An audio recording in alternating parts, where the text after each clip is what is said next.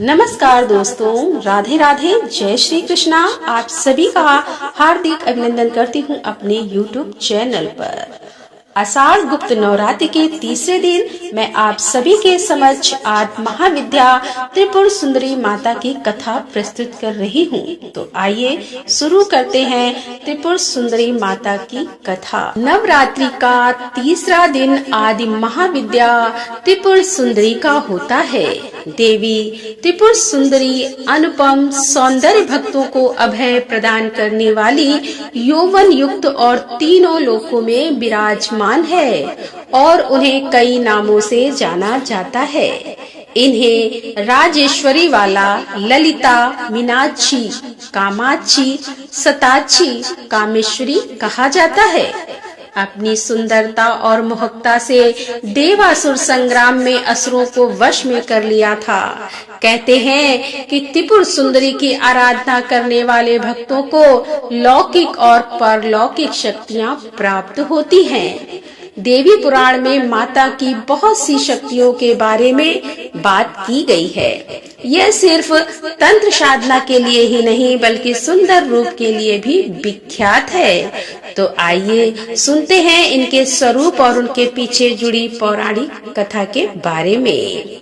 देवी त्रिपुर सुंदरी शांत मुद्रा में लेटे हुए सदा शिव की नाभि से निर्गत कमल आसन पर विराजमान रहती हैं। चतुर्भुजी भुजाओं में देवी के पास अंकुश, धनुष और बाण देवी के आसन को ब्रह्मा, विष्णु, शिव और यमराज अपने मस्तक पर धारण करते हैं। देवी 3 नेत्रों से युक्त और मस्तक पर अर्धचंद्र धारण करती है। देवी त्रिपुर सुंदरी अपने भक्तों की हर प्रकार की मनोकामनाओं को पूरी करती है, उनकी हर विपत्ति को दूर करती है और उन्हें अभय प्रदान करती है। कहा जाता है कि देवी त्रिपुर सुंदरी की पूजा करने से आत्मिक बल, यश और कीर्ति की प्राप्ति होती है। पौराणिक कथाओं के अनुसार देवी त्रिपुर सुंदरी की उत्पत्ति का रहस्य प्रति व्यक्ति के पश्चात भगवान शिव सर्वदा ध्यान मग्न रहते थे। उन्होंने अपने संपूर्ण कर्म का परित्याग कर दिया था, जिसके कारण तीनों लोकों के संचालन में व्याधि उत्पन्न हो रही थी। उधर तारकासुर ब्रह्मा जी से वर प्राप्त किया था कि उसकी मृत्यु शिव जी के पुत्र द्वारा ही होगी, लेकिन समस्त देवताओं ने भगवान शिव को ध्यान से जगाने के लिए कामदेव और उनकी पत्नी रति देवी को कैलाश भेजा। कामदेव ने हुक्म सर नमक मोहिनी बाण से भगवान शिव पर प्रहार किया। परिणाम स्वरूप शिव जी का ध्यान भंग हो गया। देखते ही देखते भगवान शिव के तीसरे नेत्र से उत्पन्न विरोध अग्नि ने कामदेव को जलाकर भस्म कर दिया। कामदेव की पत्नी रति द्वारा अत्यंत दारुण विलाप करने पर भगवान शिव ने कामदेव को पुनः द्वापर युग में भगवान कृष्ण के पुत्र के रूप में जन्म धारण करने का वरदान दिया और वहां से अंतर ध्यान हो गए।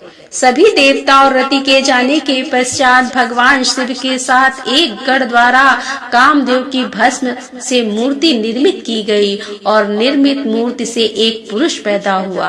उस पुरुष ने भगवान शिव की स्तुति की। इससे भगवान शिव द्वारा उस पुरुष का नाम भाड़ रखा गया। शिव के क्रोध से उत्पन्न होने के कारण भाड़ तमोगुण संपन्न था और वह धीरे धीरे तीनों लोकों पर भयंकर उत्पात मचाने लगा। देवराज इंद्र के राज्य के समान ही भंडासुर ने स्वर्ग जैसे राज्य का निर्माण किया तथा राज करने लगा। तदंतर भंडासुर ने स्वर्ग लोक पर आक्रमण कर देवराज इंद्र और स्वर्ग राज्यों को चारों ओर से घेर लिया। वे इंद्र ने नारद मुनि की शरण में गए और इस समस्या के निवारण का उपाय पूछा। तब देवर्षि नारद ने आद्या शक्ति की यथाविधि अपने रक्त मांस से आराधना करने का परामर्श दिया। देवराज इंद्र ने देवी की आराधना की और देवी ने त्रिपुर सुंदरी स्वरूप में प्रकट होकर भंडासुर का वध कर दिया। देवराज पर कृपा की और समस्त देवताओं को भय मुक्त किया। तो दोस्तों इस वीडियो को लेकर आप नीचे कमेंट करके जरूर बताएं और अगर आपको हमारी आज की कथा अच्छी लगी है तो इसे लाइक करें और ज्यादा से ज्यादा लोगों तक शेयर करें। तो दोस्तों मिलते हैं अगले कथा के साथ, तब तक के लिए राधे राधे, जय श्री कृष्णा, हर हर महादेव, जय भोलेनाथ की।